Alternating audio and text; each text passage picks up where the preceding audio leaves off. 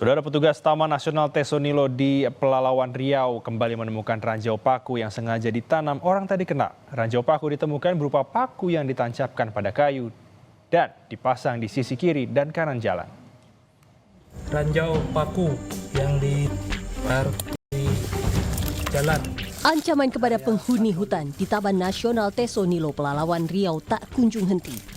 Kondisi hutan yang semakin menyempit dan penghadangan dari sejumlah warga yang tak rela menyerahkan lahan yang ditempati masih berlanjut.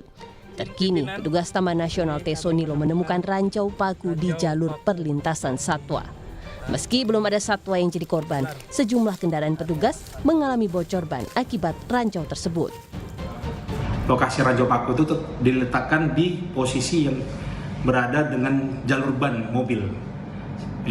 Oleh karena itu kita memang menduga bahwa ini ditujukan untuk petugas dari Taman Nasional Tesonilo. Ranjau paku ini sudah pernah ditemukan di tahun 2023, lalu juga sebelumnya sudah pernah ditemukan di tahun 2024, dan saat ini ditemukan kembali ranjau paku. Dan itu semua berada di dalam Taman Nasional Tesonilo. Petugas Taman Nasional Tesonilo mengecam tindakan penanaman ranjau paku ini. Petugas akan melakukan patroli intensif untuk memastikan kawasan Tesonilo tetap terlindungi dari ancaman sabotase maupun perusakan. Sawino Ardi, Kompas TV, Pelalawan Riau.